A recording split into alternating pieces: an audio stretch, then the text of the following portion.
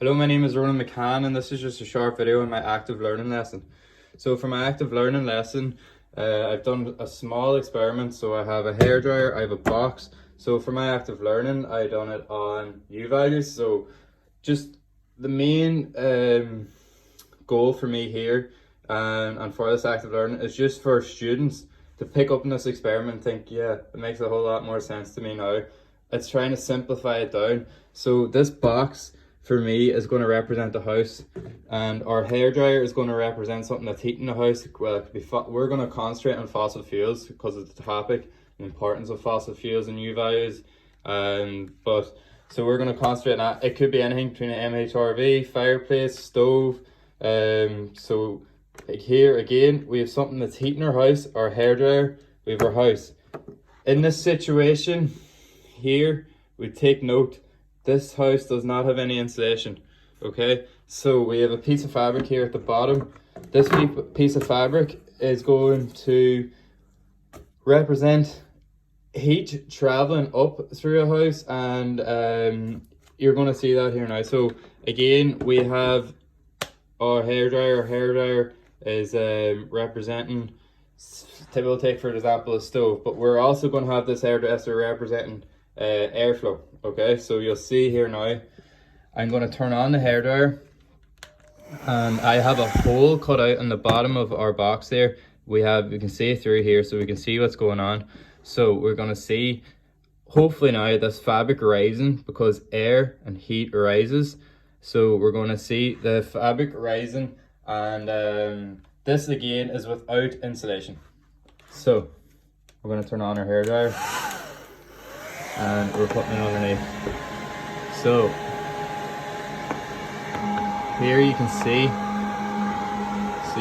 that there bottom layer fabric rising. So when we take off the box, you see there, look, we're rising. So the air is pushing our fabric up. This represents heat rising in a house. So the importance of keeping this heat inside the box, keeping it inside the house. If we don't have much insulation, you can see if we turn off it's long enough, look, it's going to blow out. So what we're trying to do is we're representing this heat loss, and we want to see now what we can do to prevent this heat loss and the importance of it in U values. So what I've done, again, this is a house without insulation, and I've gone out and I've gotten enough fabric to cover our house. So practically now, this is our house, okay? It's sealed all around. Air is going to, ideally now in this house, a perfect passive house, air is going to travel up and it's going to stay in the house because we're going to have no thermal bridging.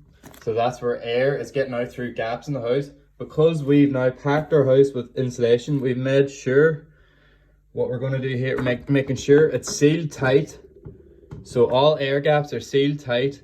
And now we're going to just note the difference in the airflow coming up through. So before, if you can remember, the lid was lifting, and now we're going to have another look at it here now, given that it's air sealed, and see if we're going to, like the first example, we're going to have heat loss again, or if the problem's going to be solved. So as you can see, the box is just staying as it is. So this here represents a house that is insulated. So what was the problem? So the problem was losing heat. So how did we fix it? We got our experiment, we seen that the heat was rising. Things to stop heat, we learned this in U values, insulation, things like this here that improve the U value score. Put in the information into the house, note the difference, and you can see that there. Thank you for listening.